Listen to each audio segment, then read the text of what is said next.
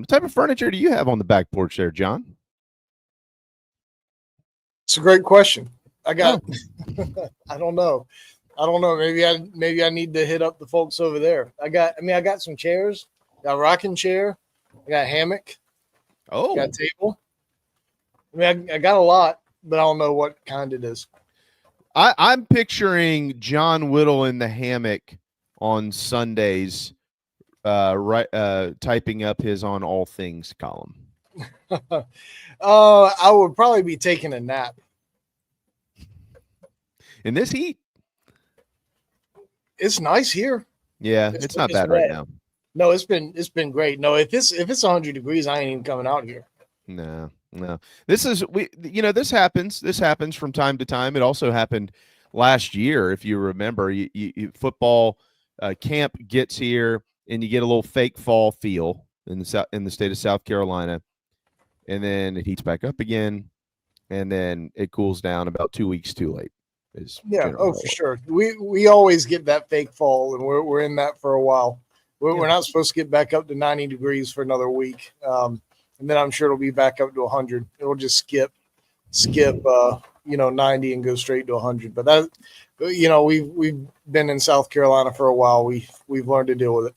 Well, luckily, this first two games, as I mentioned, are at night. All right, we're going to run the gamut with you today. We will get across all things if we have enough time. Have you had a chance to check out though the Any Given Saturday? No, I'm woefully unprepared for basically anything you ask. So, we'll manage through this next half an hour together. And that's the first thing I'm unprepared on. I've not yet watched that show. No, it's okay. It's okay. We're not gonna get. I got through the third episode last night and I fell asleep. It is very well done. They did kind of miss an important piece of the puzzle in the LSU South Carolina game, but not to give away the lead or anything like that. But I will say, because Shane has actually been pretty open about this. He's like, no, we wanted these guys to come in and be a part of it. What you see is what you get. And like the kind of behind the scenes, no holds barred with LSU, like every other word that Brian Kelly says is the F word. And I was like, I get it. What you see is what you get, but I don't know, it just kind of comes off a little, you know what I mean? Like it just does from time to time. Like, are you trying to cuss here? Like, do you have to use that word there? I use it a lot. I don't know. Beamer, not so much with those guys. All right. You're not woefully underprepared. Believe me, John. I got you. I got your back. Did you get a chance to spend a little bit of time with Lonnie Teasley last week? I did. I did. Okay. We talked for a little while. Some about the old guys, some about a couple of the young guys. But I got a chance to spend a little time with him and pick his brain some. All right. So they're going to scrimmage at 6:33 p.m. under the lights, kind of, on Saturday evening at Williams-Brice Stadium. That will be their first scrimmage of the fall, one of two, and then they will start to kind of make some decisions and get prepared for Virginia Tech. This offensive line, obviously, this is a big deal. This is a big conversation because they do have Lenora Sellers, and we'll get to the rest of the guys here in just a little while. But what was the tone of that conversation with Lonnie Teasley, more so on his side? And what do you feel like you learned about this group as we get towards this first kickoff on Saturday? Yeah, I think there's some excitement there because there's more depth there and more talented depth and more experienced depth than there's been. You lose your three interior starters, but then you bring in four guys who have through the transfer portal who have been starters on the interior. You bring back a guy in Trevon Ball who started 8 games in 2023 on the interior. You've talked about moving Tree Babalade in there to left guard, and he started a bunch of games at left tackle back in 2023. So we just named 6 guys for 3 spots on the interior of the line, and you got both of your returning starting tackles back. Tree can slide out to the outside. Jatavius Shivers, he didn't start last year. He played a bunch last year at right tackle.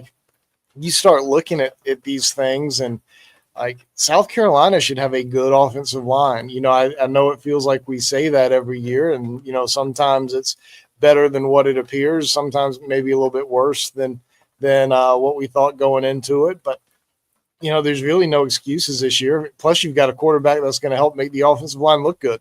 So I think there's a lot of optimism there, and now it's kind of figuring out how all the pieces best fit together. I mean, to me, it starts with Tree.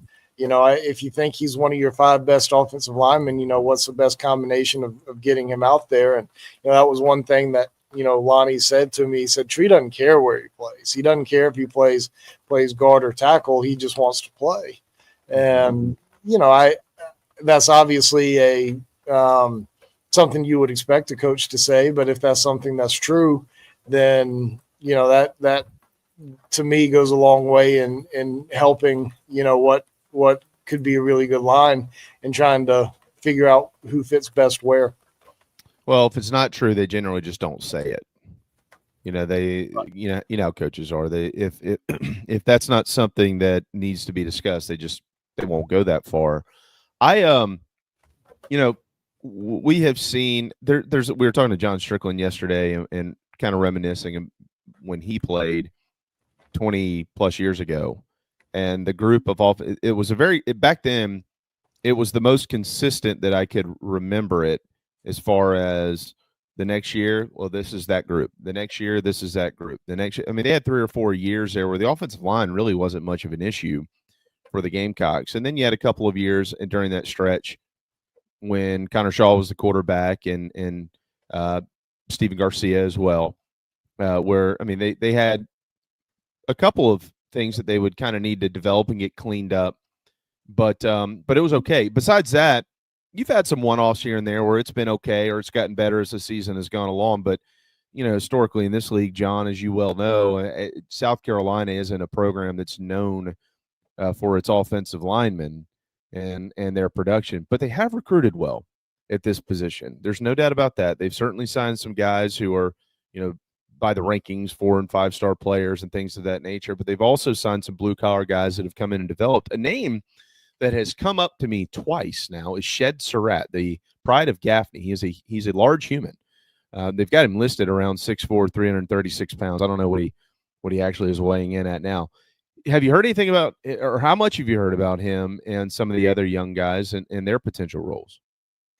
Yeah, and I mean, I have heard about Shed some for sure. And, I didn't ask Lonnie specifically about him, but have heard a little bit about him and how he's come in and been probably a little bit more advanced than they thought, which is a good thing. And but I'll be honest, I didn't really ask Lonnie about the young guys too much, just because you got so many old guys who are there, and those are probably going to be the guys who are starting. If Nick Sharp isn't starting after being so good at Wake Forest for so long, I mean, that's going to be a major upset.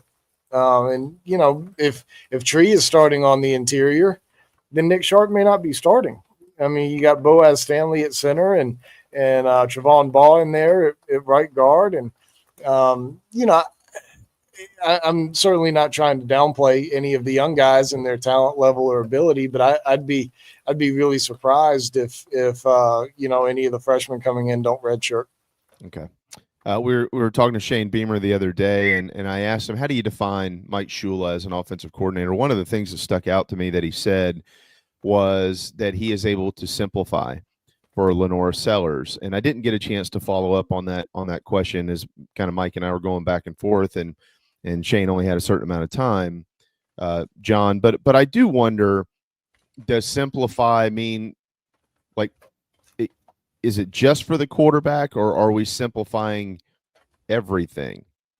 Because sometimes we've seen this before here at South Carolina, where it's been a little overcomplicated up front, and you have guys who miss assignments or they don't communicate on something or whatever the case is. And if one does it, the whole play kind of blows up in their face. There's technically 3 offensive line coaches on this team, right? I mean, you got Greg Atkins, you got Sean Elliott and obviously Lonnie Teasley is the official offensive line coach. But then you got a guy, Mike Shula, who's been around, seen it all, done it all, worked with everybody, et cetera, et cetera. And I'm just curious as to this, what is their approach to trying to get these to maximize whatever five they've got out there, along with Lenore Sellers. I'm not so sure if you've learned anything about that, but it's probably definitely something we'll be asking about it at minimum after the first scrimmage this weekend. Yeah, I mean, I think that's true, and you want to be as simple as possible for the benefit of your guys, but at the same time, you got to be a little bit complex enough to be able to not be figured out, very easily either. So, I have full confidence that Mike Shula has many offenses as he's run in his life, and South Carolina's slew of offensive line coaches can kind of figure that out a little bit. They've got enough talent, enough experience, enough depth to be able to provide protection for a quarterback who can move around a little bit. And, Lenore's has got a job to do as well in terms of getting the ball out on time, not moving into pressure and those kind of things. So, it all kind of works hand in hand. All right. Sean Elliott actually does coach the tight ends officially for this team. Yes. If you're not a subscriber to the Big Spur, I probably reevaluate some life options and things like that. It's $10 a month, maybe put Wendy's on hold for a day or something, and subscribe to the Big Spur. There's a column that is up a couple of days old from John talking about South Carolina's, quote, everything tight end.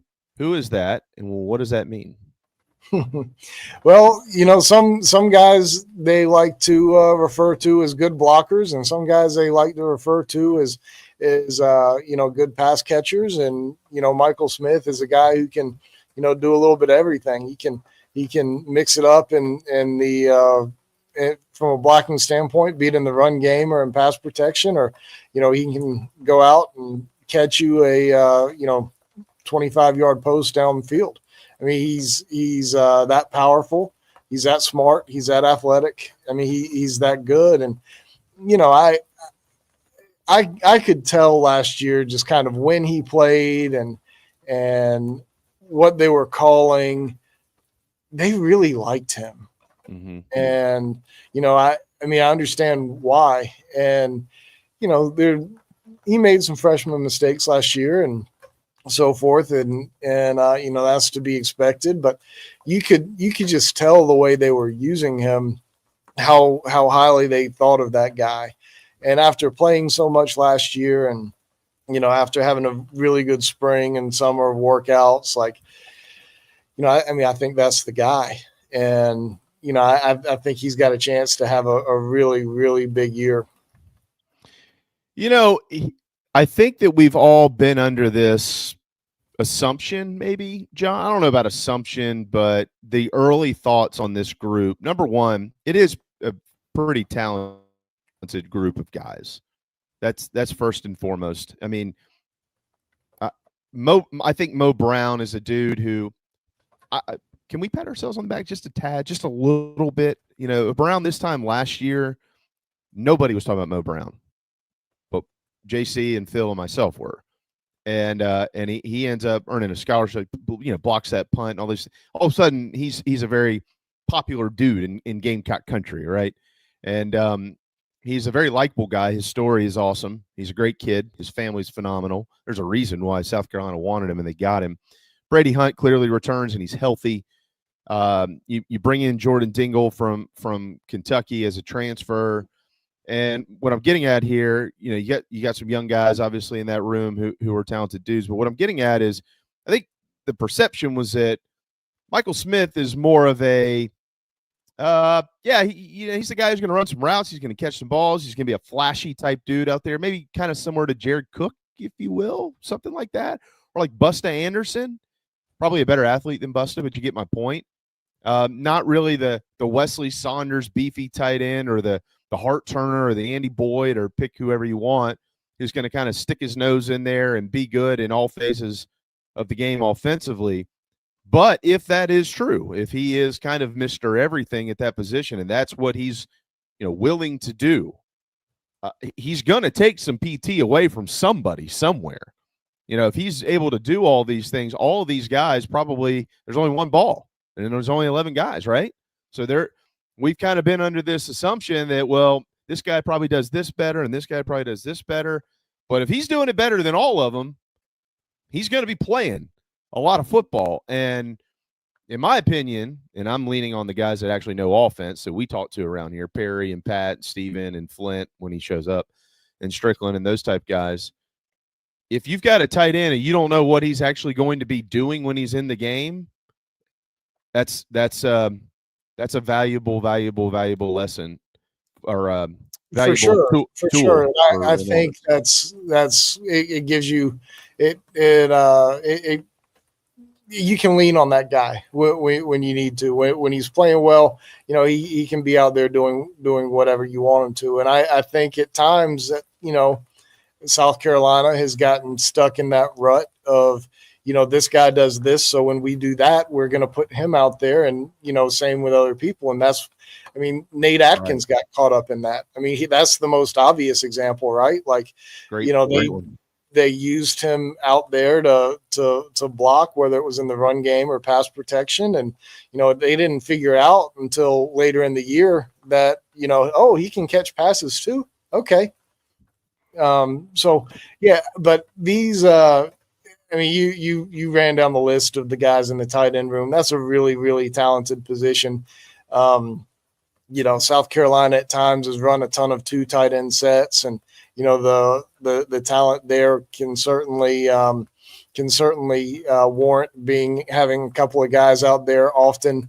But you also really like that wide receiver room, and when two guys from the tight end room go out there, usually one from the wide receiver room is running off. So it'll be interesting to see how that balance is made this year, especially with a new offensive coordinator.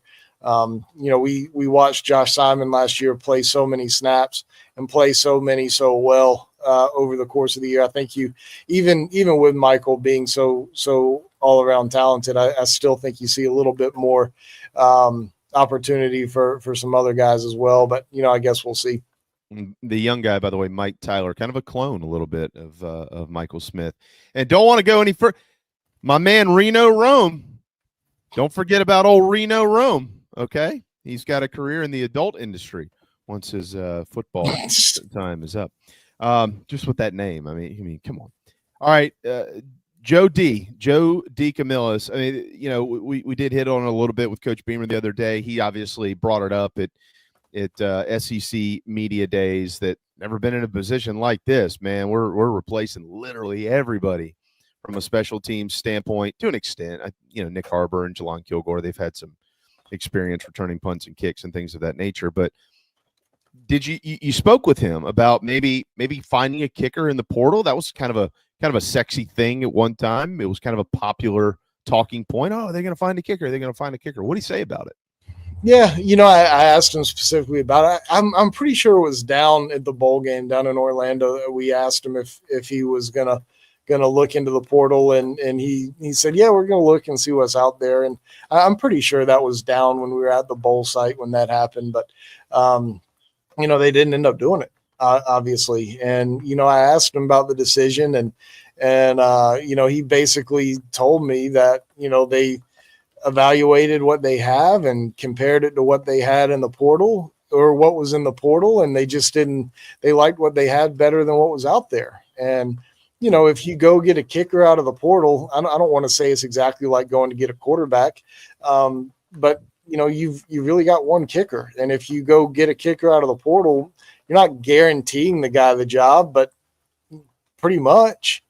And, you know, you either have to go get a guy who's that good for a year or two, or you have to go get a guy who you think you can coach up over, you know, 2 or 3 years to be really good over that longer time frame. And, you know, that's what they feel like they have in Mason Love. And, you know, I don't know that he's going to go out there and go, you know, 19 for 21 this year and from a field goal standpoint, or, you know, average 45 yards a punt or whatever. But, you know, he's a good player who they're going to continue to grow up, and, you know, they feel good about where he is. They've also brought in Max Kelly, on scholarship. So, I just think that they, at the end of the day, liked what they had better here than what was in the portal. Because, it doesn't sound like Joe D thought that there was very much in the portal. That doesn't, like I said, that doesn't mean that Mason or whoever goes out there is gonna nail everything, but they didn't feel like there was a guy out there who can nail everything. Gamecocks have been one of the best teams in the league at kicking field goals in the Shane Beamer era, percentage-wise second to the Georgia Bulldogs, who've attempted 104. Carolina's only attempted 63, but they've made 54 of those, John.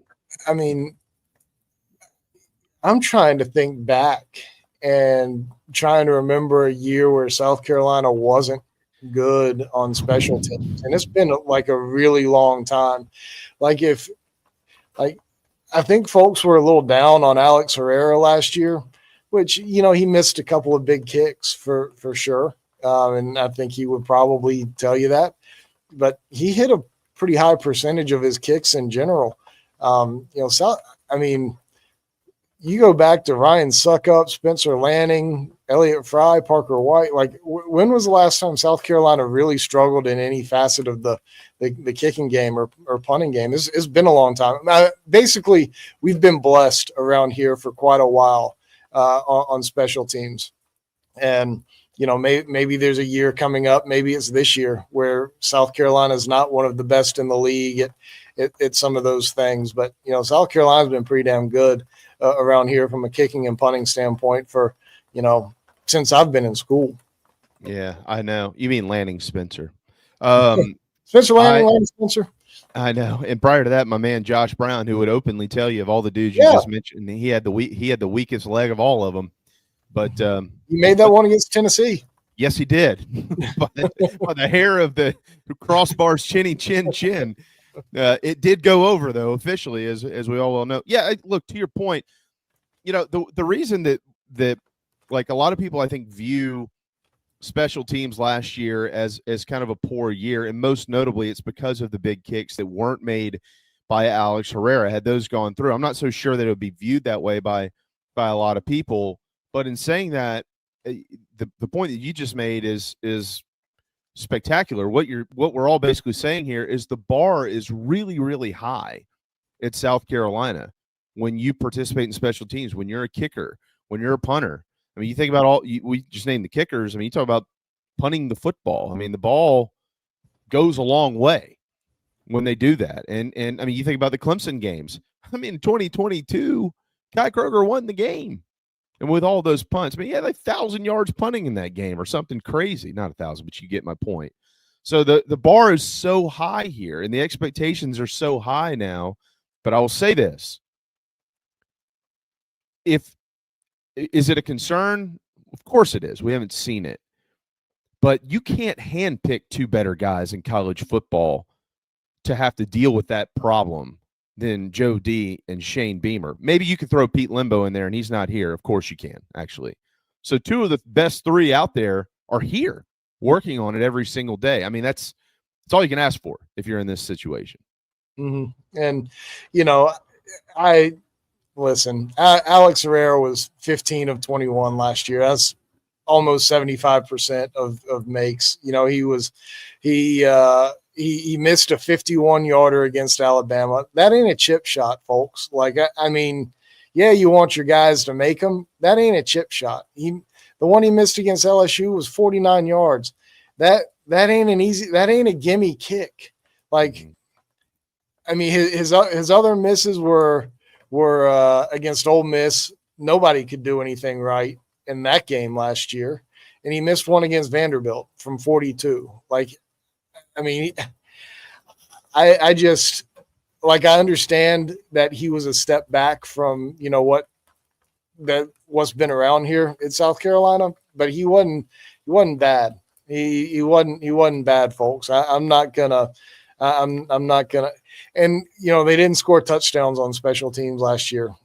I mean, you don't always do that. I'm looking at Craig's comment that special teams last year was down. I mean, it was good. It just wasn't phenomenal. like, we've had around here. And, that is one point that Shane Beamer has emphasized this offseason. He said, since I've been around here, we haven't done enough in the return game. Mm-hmm. They've blocked punts, they've made field goals, they've punted well. I mean, they've done a lot of good on special teams. They hadn't done much in the return game. And that's something that he and Joe D have worked on this offseason. And, I asked Joe D the other day, I said, has it been more scheme or has it been more personnel? And he said, it's a little bit of both, which a very diplomatic answer, but, they've got some different guys, some different options back there. Perhaps we'll see how that goes. Of course, returning kickoffs is really hardly a thing anymore. Because of the fair catch rule. I mean, and guys just booting it out of the back of the end zone.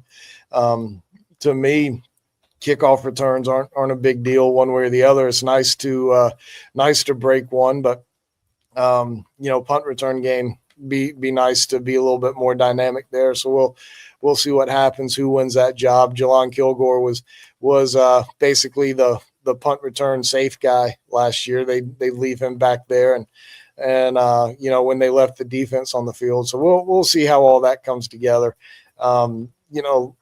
Last year special teams wasn't as great as it has been in the past, but it certainly wasn't bad. Punt returns, number one, catch the football. No. Right, Antonio Williams at Clemson? No, I'm just kidding. Yeah, we'll see. What's more exciting to you? What's more exciting to you? Kickoff return for a touchdown or an inside the park home run? They're very similar. I probably the kickoff return for a touchdown. Watching Xavier Legette run it with one shoe, that was that made Williams-Brice Stadium roar pretty loud. Yeah, that's when they started figuring out what type of renovations they were going to need. It was rocking in there. Yeah, slightly downhill to the left. That's because you have one shoe on. All right. Moving to a couple of other things here. You got a chance to watch the hoops team practice in the middle of last week, John. What'd you see? Yeah, we got to watch a little bit. I'm not going to tell you that we got a ton of practice time to watch. We watched probably maybe up and down the court 10 times.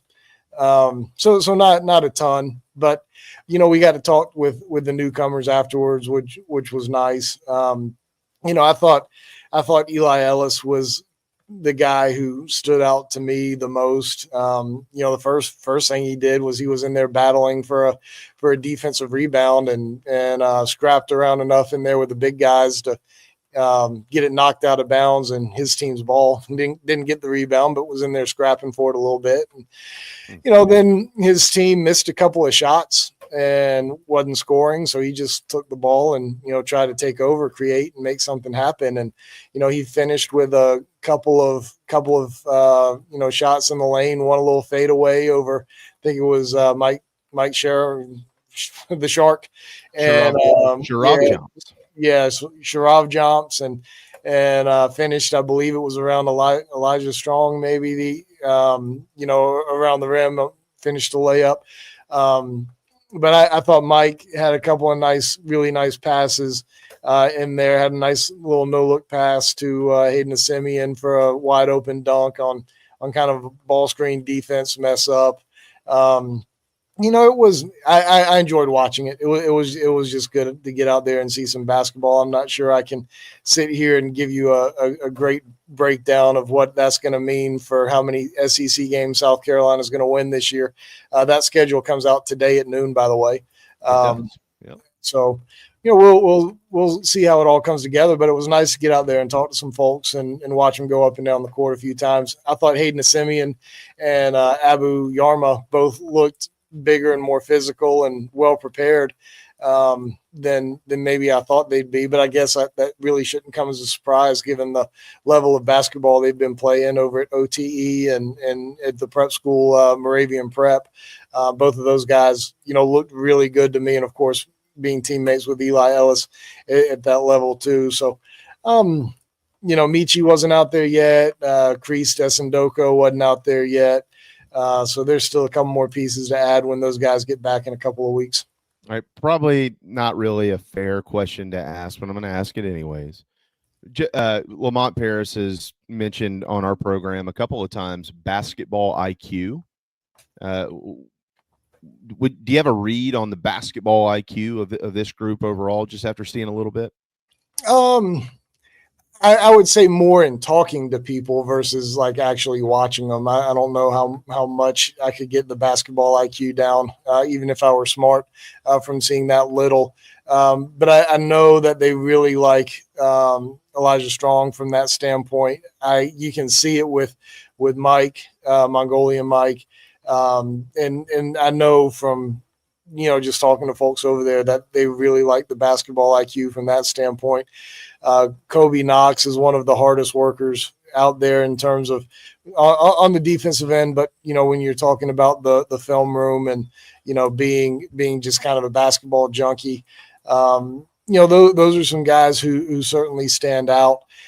I don't think you can go play for Jeremy Ellis and the Dreamers and Moravian Prep if you don't have a little bit of that in you too. So, I think that's probably, we'll see. We'll see, but I think that's probably going to be an area of the team that, we reflect back on after the season that, you're probably pretty happy with. Okay. John Whittle with the Big Spur in your On All Things column that you typed up in your hammock. You mentioned in-state recruiting for baseball. A lot of seemingly pretty quality players who were either committed to the program, ultimately not coming to South Carolina. And also the Palmetto games have been played at Founders Park for a long time. Aren't they in Sumter now? Yeah, and there's some reasons for that, and it's certainly not on Pulmonary that they're not here. They back during COVID, South Carolina had COVID restrictions, obviously, and that prohibited that event from going off both in 2020 and 21. So they weren't there that year. And then they came back in 2022. But, South Carolina is charging a pretty penny to be able to use that facility. And, they had a great experience in 20 and 21, down at Riley Park. And, they'd have to really up the charge for each player to be able to use Founders Park. And, so they just decided to go back over to Riley Park and have been there for the last couple of years now. But that's a huge recruiting tool that has been missed. It's nice to have all those guys come play on your field. And if you like what you see, you can call them up to your office and talk with them and their parents, make them a scholarship offer if you want to. There are years where South Carolina lands 4, 5, 6 guys, within 48 hours after the Palmetto games that they've really liked. And, that's harder to do now when you're not there. But it is what it is. It's not a Kingston thing or a Maneri thing. It's just what it is. How about soccer? They're getting underway. New uniforms in soccer.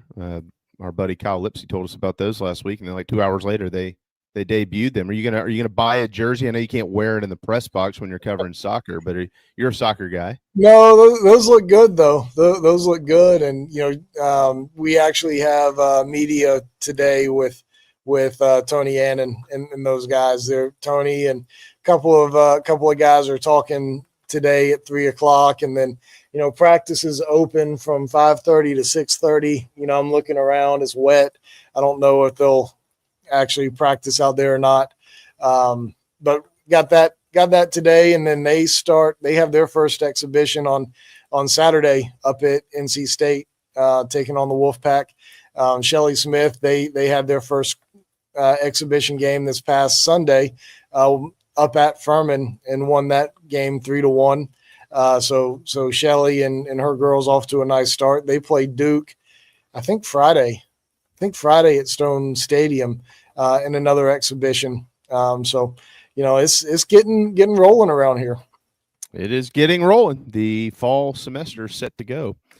And, of course, football is 25 days away. Anything we missed, John? Anything you got to get off your chest? Volleyball gets going here soon, too. They're a little bit later in the month, but yeah, it's I guess the couple of football players are about to meet with the media here. Some defensive players here shortly at noon or thereabouts. Alex will be out there. I got a contractor coming over to the house to see about some home renovations. So big news. Might need a couple of folks to talk to. So if anybody wants to come knock down some walls and throw up some beams and replace some floors and do all that, just send me an email and get you out here to take a look. Especially if you want to cut me a deal. But yeah, that's about all I got, I think. That's what this program is all about, connecting the dots. Yeah, that's enough things. Soliciting home services here on the morning show with John. Yeah, that's about the only advertiser you don't have, I think. You know, you got guys who can come in and outfit my house or fix my golf swing or decorate the outdoors or clean up a problem. They can build me a tiny home out there in the back. Yeah, sure. A barn dominium. Or a big one, either way. Yeah. Whatever you're looking for. Okay. Well, if something falls through with the home reno, let me know. We'll get you a barn dough. We'll find you a piece of property and get you happy, and you'll be good to go. Yeah, or maybe I should have just kicked a water line and had Jeff come over. Yeah, have Jeff and the guys at Resto Pros come out here and fix it.